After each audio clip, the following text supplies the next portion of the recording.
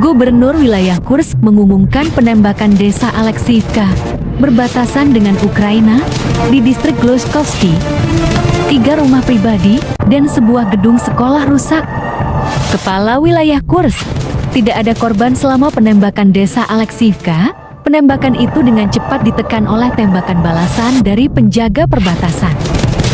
Uralvagonzavod mengirim kereta tangki 90M Prorif terbaru ke pasukan Rusia. Layanan pers pabrik melaporkan. Jepang dan Inggris mungkin setuju sebelum akhir tahun untuk bekerja sama dalam pengembangan pesawat tempur generasi baru untuk menggantikan pesawat F-2 yang digunakan oleh pasukan bela diri Jepang, NHK melaporkan. Senat AS memberikan suara untuk pertimbangan akhir dari proyek pada alokasi $40 miliar bantuan ke Ukraina. Harga minyak Brent naik di atas $115 per barel untuk pertama kalinya sejak 28 Maret. Pihak berwenang Mali mengatakan bahwa militer lokal yang didukung oleh negara barat mencoba melakukan kudeta pada malam 12 Mei. Dilaporkan bahwa upaya itu dihentikan, para putschis ditahan. Pemerintah Mali telah memperketat kontrol di pos pemeriksaan perbatasan dan pintu masuk ke ibu kota. Perdebatan di parlemen Finlandia tentang kemungkinan aksesi negara itu ke NATO berlangsung selama 14 jam, 212 pidato disampaikan.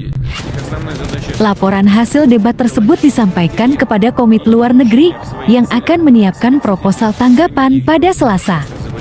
Di Slovakia, mantan Ketua Mahkamah Agung dan mantan Kepala Kementerian Kehakiman, Stefan Garabin, ditahan yang didakwa melakukan tindak pidana karena berbicara mendukung tindakan Federasi Rusia.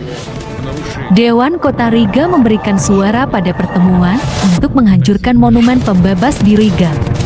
Instruksikan Badan Kota Madya Riga Badan Monumen Riga untuk melakukan semua pekerjaan yang diperlukan untuk memastikan pembongkaran objek, bunyi keputusan Parlemen Kota tentang pembongkaran monumen untuk pembebas. 38 deputi memilih keputusan untuk menghancurkan monumen. 7 deputi menolak, tidak ada yang abstain. Sekelompok wartawan dari Federasi Rusia mendapat kecaman di Novosvanovka yang dibebaskan, tidak ada yang terluka. Seorang perwakilan dari milisi rakyat LPR. Komite Investigasi Federasi Rusia akan menilai legalitas keputusan otoritas Latvia untuk menghancurkan monumen untuk tentara Soviet di Riga. Tindakan semacam itu dapat dikualifikasikan berdasarkan pasal KUHP tentang rehabilitasi nazisme dan penodaan simbol kemuliaan militer. Kementerian Luar Negeri Latvia memberitahu Kedutaan Besar Rusia tentang penangguhan pasal perjanjian bilateral yang menjamin keamanan monumen, lapor media. Zelensky mengatakan bahwa Ukraina tidak akan pernah mengakui Crimea sebagai bagian dari Rusia dan tidak akan menyetujui otonomi DER dan LPR. Wakil Ketua Dewan Federasi Kosachev mengatakan kepada jurnalis mengenai Laut Baltik dan Barents, serta Arktik, jangan biarkan siapapun bermimpi kami tidak akan memberikan ruang ini kepada NATO atau pemburu lain untuk kebaikan orang lain. Nebenja, Rusia berencana menggunakan pasal 5 dan 6 dari Konvensi Pelarangan Senjata Hayati untuk menyelidiki aktivitas biologis di Ukraina.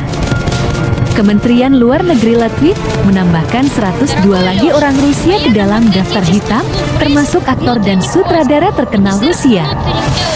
RT melaporkan bahwa kru filmnya mendapat kecaman dari pasukan Ukraina di dekat Dokuchaev. 2 juru kamera menerima luka pecahan peluru di kaki dan punggung mereka. Anak perusahaan Interrail Rusia menangguhkan pasokan listrik ke Finlandia mulai pukul 1 pada 14 Mei, kata perusahaan jaringan listrik Finlandia. Jerman sedang mempelajari kemungkinan mentransfer sistem pertahanan udara Iris-T hasil AM Jerman ke Ukraina yang dapat digunakan di Ukraina mulai November, tulis Bild. Di Donbas, pertempuran sedang berlangsung untuk desa Kamishivaha di utara Popasnaya.